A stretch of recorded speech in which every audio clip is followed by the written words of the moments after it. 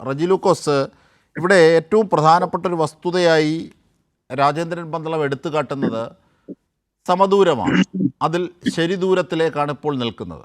അതിന് കാരണം NSSന് സ്വീകാര്യമായ നിലപാട്, പ്രത്യേകിച്ച് ശബരിമലയുടെ അടിസ്ഥാനത്തിൽ വിശ്വാസികളുടെ പക്ഷത്ത് നിന്നുകൊണ്ട് കൃത്യമായി അവർക്ക് വേണ്ട കാര്യങ്ങൾ ചെയ്തു. അത് വിശ്വാസി സമൂഹം എന്ന നിലയിൽ തങ്ങൾ തൃപ്തരാണ്, ഇതാണ് പറയുന്നത്.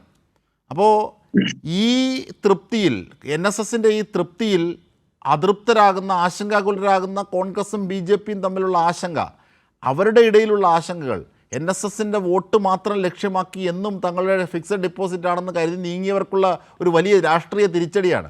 രാജേന്ദ്രൻ പന്തളം അത് ഇൻഡയറക്റ്റായി സൂചിപ്പിക്കുന്നുണ്ട് അവർക്ക് ലഭിക്കുന്ന തിരിച്ചടിയെ സംബന്ധിച്ച്. റജി ലൂക്കോസ്.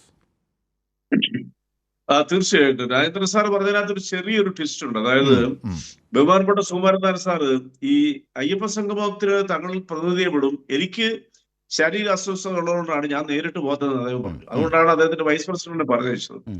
അന്ന് മുതൽ അദ്ദേഹത്തിന്റെ സമീപനം എന്താണ്? കൺസിസ്റ്റൻസി ഉള്ള ഒരു നിലപാട് എടുത്തിരിക്കുന്നത്. എന്താണ്? ശരിദൂരത്തിലാണ് ഞങ്ങൾ ഇപ്പോൾ, സമദൂരത്തിലാണ് ഞങ്ങൾ ഇപ്പോഴും തുടരുന്നത്, പക്ഷെ ഞങ്ങൾ ശരിദൂരത്തിൽ എത്തിയിരിക്കുന്നു. കാരണം എന്തുകൊണ്ടാ? ഇടതുപക്ഷ ഗവൺമെന്റ് എടുത്തിരിക്കുന്ന ഈ ആചാര സംരക്ഷണത്തിന് വേണ്ടിയിട്ടുള്ള നിലപാടുകൾ ശരിയാണെന്നുള്ള ബോധ്യമാണ് തങ്ങളെ ഈ തീരുമാനത്തിൽ എത്തിക്കാന്നുള്ള അദ്ദേഹം പറഞ്ഞു. അതിനകത്ത് എന്ത് തെറ്റാവുള്ളത്?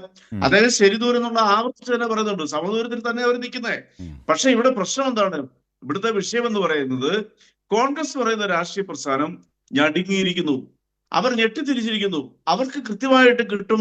നേരത്തെ പറഞ്ഞ പോലെ തങ്ങളുടെ ഫിക്സഡ് ഡിപ്പോസിറ്റ് ആയ ഒരു 50ഓളം സീറ്റുകളിലെ വോട്ട്, നായർ കമ്മ്യൂണിറ്റിയുടെ വോട്ടുകൾ തങ്ങളിൽ നിന്ന് പോയി എന്നൊരു ഭയം. ആ ഭയത്തിന് കാരണം എന്താ അജിത് ഷാ അറിയോ?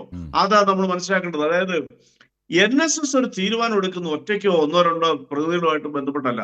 അവരുടെ തീരുമാനങ്ങൾ അവർ മുഴുവനും എടുക്കുന്നു അവരുടെ പ്രതിനിധി സഭയിലെ പ്രധാനപ്പെട്ട ആളുകളെ വിളിച്ചു വരുത്തി യുനാനിമസ് ആയിട്ട് എടുക്കുന്ന തീരുമാനങ്ങളാണ് ഈ NSS എക്കാലവും പുറത്തുവിടുന്നത്. കാരണം ഞാൻ സുകുമാരൻ അമേരിക്ക പത്രത്തിലൂടെ അഭിമുഖം നടത്തിയിട്ടുള്ള ആളാണ്, എനിക്ക് വ്യക്തമായിട്ട് അദ്ദേഹത്തിന് മനസ്സറിയാം. അപ്പൊ ഈ NSS ആ രീതിയിലൊരു സ്ട്രക്ചറൽ ഓർഗനൈസേഷനായ NSSന്റെ തീരുമാനം അവരുടെ സമൂഹം മുഴുവൻ അംഗീകരിക്കും. അങ്ങനെ ഒരു കമ്മ്യൂണിറ്റി കേരളത്തിൽ ഒന്നാം സ്ഥാനത്തുള്ള NSS ആണ്. അവിടെയാണ് കോൺഗ്രസിന്റെയും BJPയുടെ അപകടം. അതായത് NSSന്റെ ഇപ്പോഴത്തെ സർക്കാരിനോടൊപ്പമുള്ള സർക്കാർ എടുത്ത തീരുമാനങ്ങളുടെ ആ പക്ഷത്തു നിന്നുള്ള NSSന്റെ ഉറച്ച നിലപാട് കേരളത്തിലെ രാഷ്ട്രീയത്തിലെ വമ്പൻ ഒരു കോളിളക്കം ഉണ്ടാക്കും. 2026 നിയമസഭാ തെരഞ്ഞെടുപ്പിൽ അത് മറ്റു കക്ഷികളെ, രാഷ്ട്രീയ കക്ഷി UDFനെയും BJPയെയും അത് ഉലയ്ക്കും എന്നുള്ള കാര്യത്തിൽ യാതൊരു സംശയവുമില്ല. ആ ഭയമാണ് ഇപ്പോൾ VD സതീശനും സണ്ണി ജോസഫും കൂടെ ഈ പറയുന്ന നേതാക്കന്മാരെ അങ്ങോട്ട് അയച്ചുകൊണ്ടിരിക്കുന്നത്.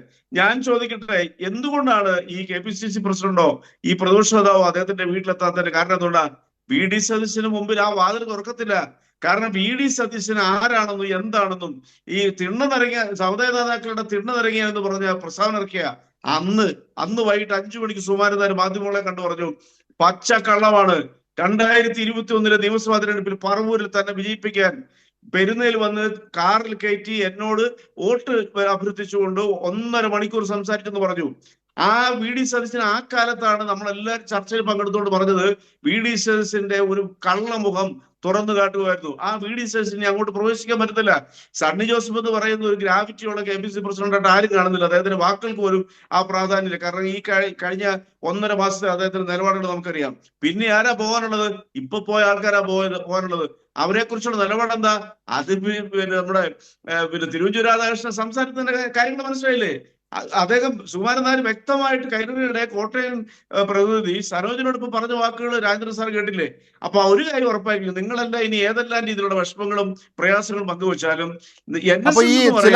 ചില കരയോഗങ്ങൾ അസ്വസ്ഥ ഉണ്ടായി എന്ന രീതിയിൽ വാർത്തകൾ ഉണ്ടായിരുന്നു, ഒരു കൂട്ടം മാധ്യമങ്ങൾ പ്രചരിപ്പിച്ചു. അതിന്റെ കാര്യം ഇന്ന് സുകുമാരൻ നായർ സാർ പറയുന്നുണ്ടല്ലേ?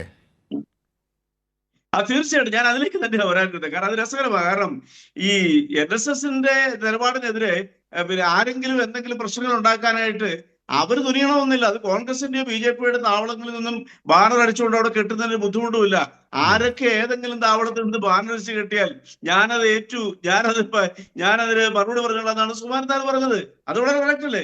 ഇനി ഞാനൊന്ന് ചോദിക്കട്ടെ, ബഹുമാനപ്പെട്ട സുകുമാരൻ നായർ സാറിന്റെ ഈ നിലപാടിനെതിരെ ശക്തമായ ഒരു എതിർപ്പുമായിട്ട് ഏതെങ്കിലും ഒരു പ്രതിനിധി NSSന്റെ രംഗത്ത് വന്നോ? നിങ്ങൾ പറയൂ, വന്നോ?